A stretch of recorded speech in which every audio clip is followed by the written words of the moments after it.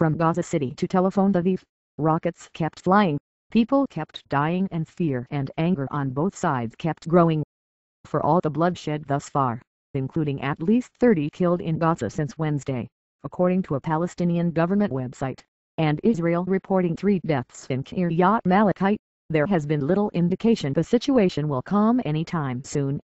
In fact, fears are rising that the opposite will hold true.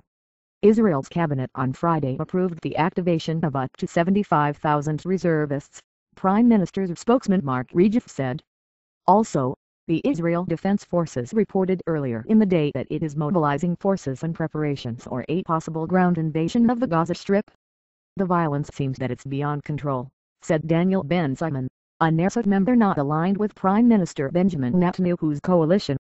The violence continued Saturday morning, with several loud explosions from apparent Israeli strikes rattling Gaza City. From northern Gaza, Mohammed Suleiman said he could hear bombs intermittently falling from Israeli warplanes as well as, from the other side, rockets periodically whistling toward Israel. The situation is totally dangerous here, and it is not safe to be out in the street, Suleiman said. Meanwhile, the Israel Defense Forces, which has accused Hamas of turning Gaza into a frontal base for Iran, said 97 rockets launched from Gaza had hit Israel since midweek, while another 99 were intercepted by a missile defense system.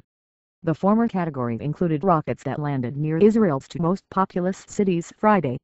No damage was reported, but Israelis considered the attacks on its major population centers to be an escalation, said Israel's ambassador to the United States, Michael Doran.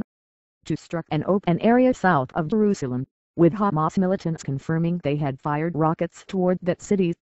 A reporter captures wailing sirens warning of rockets in Jerusalem. Alarms went off, too, in Tel Aviv, prompting people to scurry off beaches and into safe locales, witnesses said. From a seaside restaurant, Elian Karen said the rocket went into the ocean about 10 to 15 meters deep, caused water to rise briefly before black smoke began rising from the water. Within 10 minutes, people were back on the beach, sitting, eating, playing, and seemingly determined not to let the conflict disrupt their lives. Photos, deadly attacks in Gaza, Israel. Everyone is on the beach right now, very normal and no stress, Karen said Friday. We want to have a normal life and enjoy life.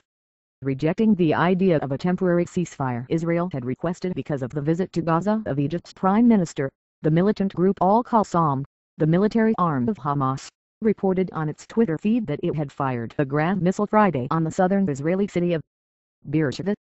Israeli, how would you feel if your children were constantly scared?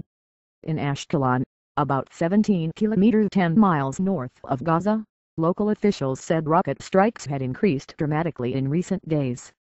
Such attacks are nothing new for residents accustomed to hunkering down in bunker rooms, but the emptiness of the town's marina and streets suggested the uptick had left people on edge. It is really frightening, Shiraz Wieselhoff said. I cannot sleep at night. This violent back and forth comes after the Israeli military start Wednesday of an operation it calls Pillar of Defense, which it launched to target those behind the high number of rockets fired at Israel over the past year. Israeli authorities said the military campaign has hit more than 600 targets for what it calls terror activity and stifled rocket launches out of Gaza, a claim denied by Al-Qassam. Photos from Friday showed fiery rubble of where Hamas Interior Ministry building once stood.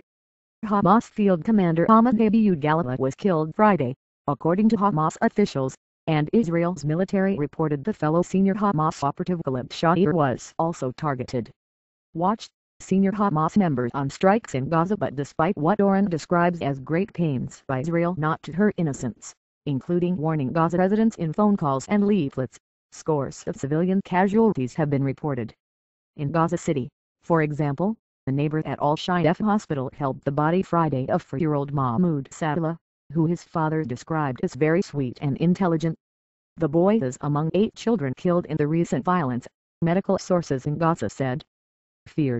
Morning, celebration in Gaza City. At least 101 children and 96 women have been injured in Israeli strikes, the figure that does not include carnage from new attacks late Friday night, said Dr. Muftim Falatai, the Palestinian health minister. As a doctor, as a human, I am crying, a doctor at Al-Shifa Hospital said. I can't do anything for him, Because I know he's died. And you can't imagine if it's your baby. How do you feel he's a terrorist? Why? Egypt vows not to leave Gaza alone with its attacks. Israel is denying Palestinians their rights and efforts to establish an independent state, Palestinian Authority President Mahmoud Abbas said Friday. This is an aggression against all Palestinian people, he said.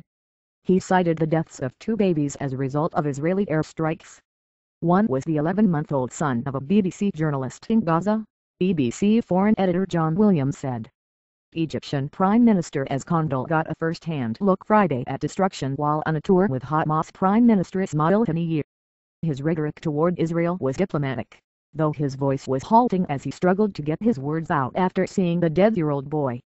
No one can remain still and watch this tragedy unfold in this fashion, Kandil said.